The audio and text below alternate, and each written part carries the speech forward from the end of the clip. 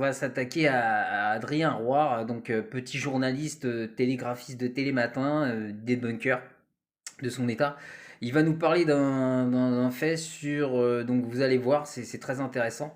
On y va tout de suite. Et question suivante, c'est Alexis de Rueil-Malmaison dans les Hauts-de-Seine. Sur Instagram, il a entendu dire, ça vous intéressait aussi Christelle, que les céréales sont toxiques pour l'organisme. Ça me paraît dingue, pouvez-vous vérifier? Alors, le plus simple pour vous expliquer que ce sont des inepties, je préfère l'annoncer d'emblée, c'est d'abord de regarder un extrait de la vidéo Instagram en question. Pourquoi le blé est toxique? Qu'il soit bio ou pas bio, c'est pas le problème. Le rétrocroisement, ok. Ça attaque l'intestin, ok. Mais ça va vous faire vieillir plus vite. Pourquoi? Parce que quand vous mangez du blé, même bio, le vin naturel, tout ce que vous voulez, vous allez accumuler dans votre organisme des glycotoxines. On appelle ça les PTG. Les glycotoxines. Et glyco... Alors, faut faire un petit point là-dessus. Adrien Roy, là encore, vous sortez une vidéo d'un contexte. Vous allez nous expliquer que c'est des inepties, mais vous n'allez pas expliquer clairement d'où provient le malaise. Mais je vous écoute, on vous écoute. Dans le blé, donc ce sont des mots compliqués qui font peur, technique classique du complotisme, mais c'est pas fini car selon cette femme, les glycotoxines, eh bien ça provoque ça. Alors, c'est compliqué, la glycocotine, c'est compliqué, on ne peut pas vous expliquer, mais on vous dit c'est ça. Déjà, on part d'un postulat que vous n'êtes pas en capacité donc de comprendre. Il suffit simplement déjà de définir les choses pour débunker, ce que M. Adrien Roy ne fait pas. Ça attaque vos articulations, ça attaque vos reins, ça attaque votre foie, ça attaque votre peau, ça attaque vos yeux. Ça attaque surtout le moral, si jamais on tombe sur cette vidéo-là. Sauf que nos collègues vérificateurs de l'AFP... Voilà, les vérificateurs de vérité, donc de l'AFP, Monsieur Adrien Roy. Donc déjà, vous ne définissez pas. Vous sortez une vidéo d'un contexte, vous faites une attaque ad hominem, c'est-à-dire sur la personne qui parle, et vous n'expliquez pas. Donc moi, j'ai commencé à regarder donc la définition effectivement de la glycotoxine. Qu'est-ce que c'est? Et ben en fait, la glycotoxine, c'est quand on carbonise en fait les éléments de la farine, de la chair animale, de la viande ou du blé. On appelle ça la réaction de Maillard. Donc la réaction de Maillard est connue depuis 1912.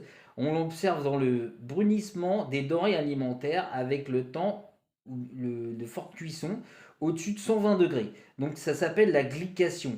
Donc on le voit tous les jours dans la cuisine, dans le brunissement qui cuit par exemple les pommes de terre, les frites, le fromage gratiné, en fait tout ce qui est d'origine cancérigène. Voilà, donc là vous n'expliquez pas d'où ça vient le problème, vous dites simplement que c'est des inepties. Alors la vidéo on la sort du contexte, on ne cite pas la source comme d'habitude, et vous dites que c'est des inepties, mais on continue. Point par point ces arguments, ils ont interrogé un chef de service d'hôpital qui explique que non, le blé ne provoque pas tout ce que cette femme dit. Je crois que le vrai danger, et Christelle ne me démentira pas sur ce point, c'est que ces propos-là sont des propos de faux spécialistes, et notamment cette femme qui se présente comme bionutritionniste, ça existe? Voilà. On demande si ça existe, donc c'est une attaque ad hominem. Alors là encore, sur les risques du blé, je ne suis pas spécialiste. Il dit qu'il a été voir un spécialiste en médecine, mais il ne cite pas sa source.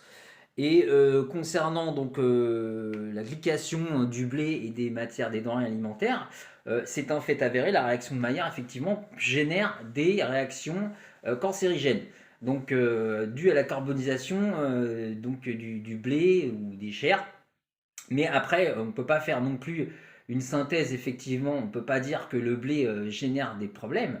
Seulement le problème, c'est qu'on sort une vidéo du contexte et on ne définit pas. On ne cite pas la source et on va faire une attaque ad hominem. Donc ça, c'est la technique classique de Télématin. Attention aux experts autoproclamés, en fait, qui sont toujours à contre-courant. Alors, bionutritionniste, j'ai cherché, j'ai pas trouvé, je sais pas à quoi ça correspond.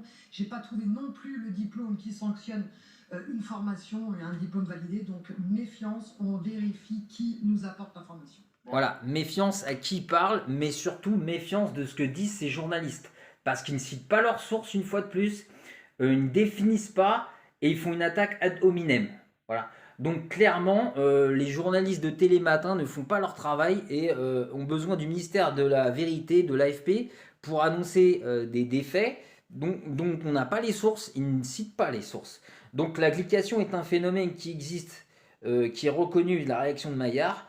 La destruction des enzymes à partir de 110-120 degrés, glycation qui génère effectivement des problèmes au niveau des enzymes. Hein. On appelle ça la glycoxine ou AGES. Glycation donne naissance à des composés glycotoxines ou AGE, Advanced Glycation End Product, plusieurs éléments, protéines qui relient entre eux, perdant ainsi leur mobilité et diminuant la souplesse de ces structures. Le collagène spécialement concerné dans les tissus cutanés serait le premier à pâlir de la glycation. Voilà, donc ça, il ne le dit pas, il ne vous le dira pas. Il faut simplement chercher et vérifier l'information, ce que ne fait pas, bien sûr, les journalistes de Télématin. Voilà.